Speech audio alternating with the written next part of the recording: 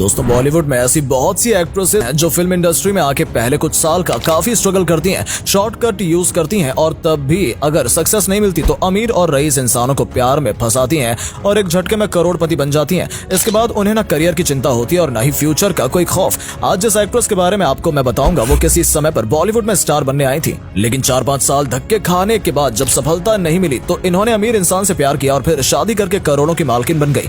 ये एक्ट्रेस कोई और नहीं बल्कि दिव्या खोसला कुमारी है। तो चलिए दोस्तों इनके रोडपति से करोड़पति बनने तक के सफर को जरा करीब से जानते हैं। 27 नवंबर 1981 को दिल्ली में जन्मी दिव्या खोसला ने जानकी देवी मेमोरियल कॉलेज में पढ़ाई की और फिर बैचलर ऑफ कॉमर्स की डिग्री ली। उनकी मां ने उनसे हमेशा पढ़ाई पर ध्यान देने की इच्छा की और मूवीज देखने पर हमेशा रोक लगाई, लेकिन कहते हैं ना लगाम घोड़े पर होती है इंसानों पर नहीं। कुछ प्रिंट एड्स मिलने के बाद दिव्या बॉलीवुड फिल्म इंडस्ट्री में अपना करियर बनाने के लिए मुंबई चली गई। दोस्तों मुंबई जाने के बाद दिव्या को फिल्मों में तो काम नहीं मिला, लेकिन साल 2000 में दिव्या को एक एल्बम सॉन्ग मिला। 2000 के बाद इन्हें 3 साल तक कोई काम नहीं मिला और फिर 2003 के अंत में इनको बैक टू बैक 2 गाने मिले जो कि थोड़े बहुत चले भी थे। इसके बाद 2004 में दिव्या की मुलाकात भूषण कुमार से हुई और यहीं से दिव्या के करियर की असली शुरुआत हुई। भूषण कुमार वैसे भी अपने रंगीन मिजाज के लिए जाने जाते हैं। इनसे मिलने के बाद दिव्या को उनकी पहचान मल्टी स्टार और फिल्म अब तुम्हारे हवाले वतन साथियों में मिली, जिसके साथ ही इन्हें एक तेलुगु फिल्म में भी काम करने का मौका मिला। इस फिल्म के दौरान उन्होंने भूषण को अपने प्यार के जाल में फंसाकर पागल कर दिया। दोस्तों दिव्या को यह बात बहुत अच्छे से पता थी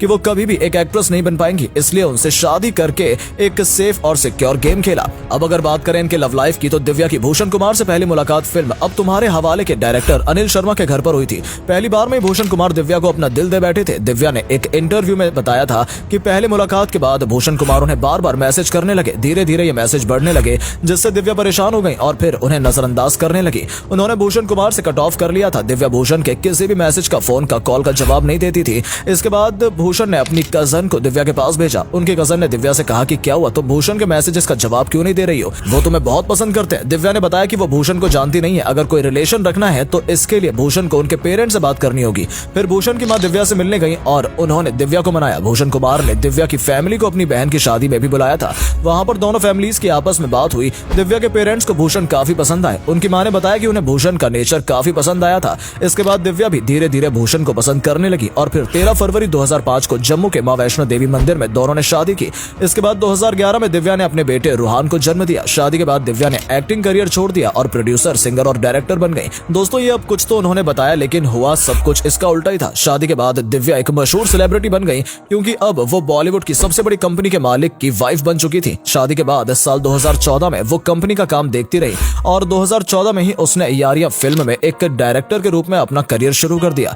इसके बेस्ड एज अ प्रोड्यूसर 2015 में रॉ बनाई और 2016 में फिर से डायरेक्टर बनकर सनम रे बनाई। डायरेक्टर बनकर 2 फिल्म में और प्रोड्यूसर बनकर इन्होंने 6 या 7 फिल्में बनाई, पर अफसोस की इनकी बनाई सारी फिल्में फ्लॉप साबित हुई। इसके अलावा उन्होंने कुछ गाने कोरियोग्राफ भी किए। मतलब घर की प्रोडक्शन कंपनी है तो जहां मर्जी अपना नाम लिखवा दो और जो मर्जी वो प्रोडक्शन सेट कर दो। दोस्तों इतना करने के बाद इनको एक्टिंग का कीड़ा फिर से काटा और घर की फिल्म सत्यमेव जयते 2 में एक्टिंग भी कर डाली। दिव्या का हाल बिल्कुल यही, सोया भय कोतवाला तो डर काहे का। काम को देखते हुए अगर इनके अवार्ड की बात करें, उसे देख वो पाकिस्तान के आर्मी जनरल शर्माचा है। जी हाँ, उनकी वर्दी में इतने मेडल लटके हैं मानो कि रोज वो कोई ना कोई जंग जीत कर आते हैं और यही हाल दिव्या का है। काम कुछ नहीं और मेडल कई सारे। साल 2018 में एक शॉर्ट फिल्म में एक्टिंग के लिए मैडम को दादा साहेब फाल्के का अवार्ड भी मिल चुका है। 2020 में इन्हें national sensation of the year का भी अवार्ड मिला है, पर आज भी इस बात के ऊपर रिसर्च की जा रही है कि ये 2020 में नेशनल सेंसेशन कैसे बन गई, वो भी बिना किसी काम के। और तो और 2012 में जब ये कोई काम कर ही नहीं रही थी